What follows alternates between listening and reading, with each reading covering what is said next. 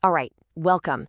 In today's explainer, we are going to tackle a really crucial clinical scenario: how to walk in and just nail the assessment of an obese child in a high-stakes exam.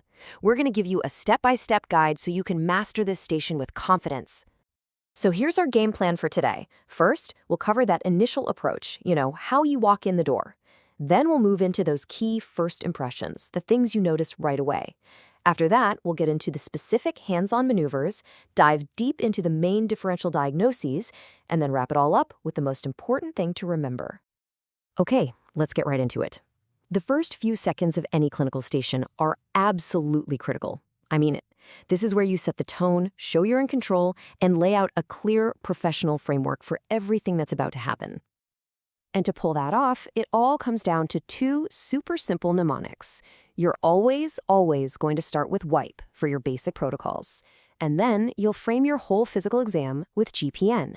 That's gait, back, and neck. First things first, wipe is your bread and butter, right? It's completely non-negotiable. It's your standard entry for any clinical encounter. Wash your hands, introduce yourself to the child and their parents, ask for permission to examine, and make sure you have the right exposure to do the exam properly. Okay, so after wipe, you've got GPN. And this is all about your observation sequence. Before you even lay a hand on the patient, you're going to watch their gait as they walk in. You're going to inspect their back, and then you'll examine their neck. It's a simple little flow that's a game changer for not missing those big clues right off the bat. All right, so you've done your wipe, you've got GPN in your head. Now, before you even think about asking for measurements, your eyes have to do all the work. We call this the 4Ds. These are your 4 pillars of observation. First up, dimensions. Just get a feel for their height and weight. Is the kid short, tall, obviously obese? Second, dysmorphism. Are there any unusual facial features, anything that strikes you as different? Third, distress. Does the child look unwell or like they're having any trouble breathing?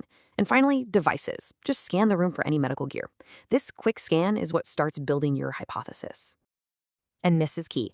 After you've done that quick visual scan, you say this exact line. After the 4Ds, I will ask for the measurements, please.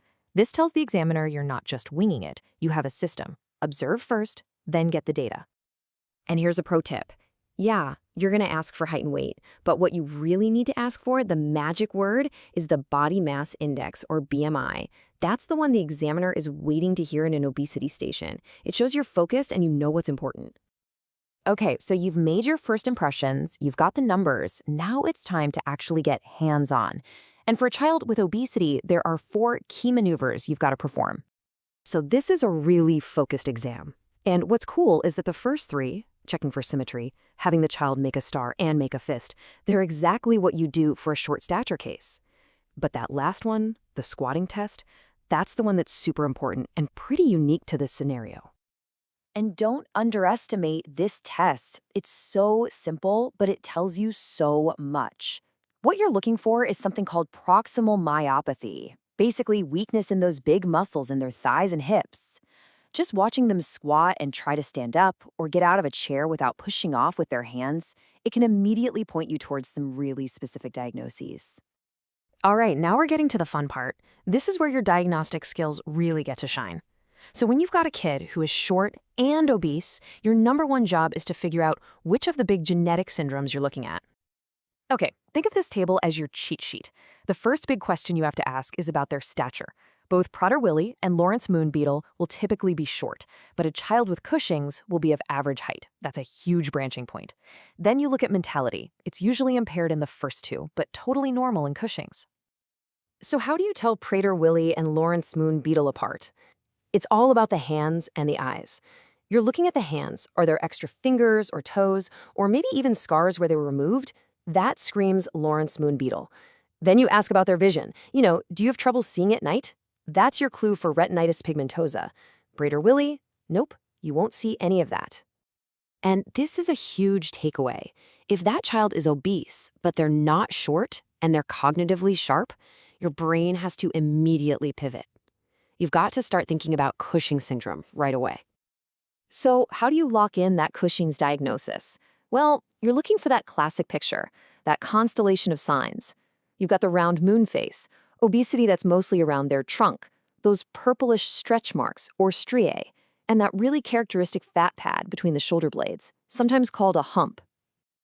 Okay, so we've talked about the big three, right? Prader-Willi, LMB, and Cushing's. But you've got to have a few others tucked away in your back pocket for a child who is both short and obese. These aren't as common, for sure, but they are the perfect answers to have ready when the examiner asks that classic question. So what else could it be? You want to be able to mention things like pseudohypoparathyroidism, and you'll look for short fourth and fifth metacarpals, as well as hypothyroidism and panhypopituitarism. Phew, okay, we've gone through a ton of stuff here, from the first hello to the nitty-gritty diagnoses. So let's boil it all down to the one thing you absolutely have to take away from this. At the end of the day, success in the station isn't just about having the knowledge in your head, it's about showing the examiner you have a system. Following this sequence, wipe, then the 4Ds, your GPN scan, your specific maneuvers, and then your differentials. That's what looks competent. That's what keeps you from panicking under pressure. So let's leave you with this question to really make it stick.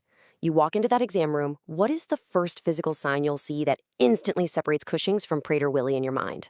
Get that right and you're golden. Keep that in mind and you'll be well on your way.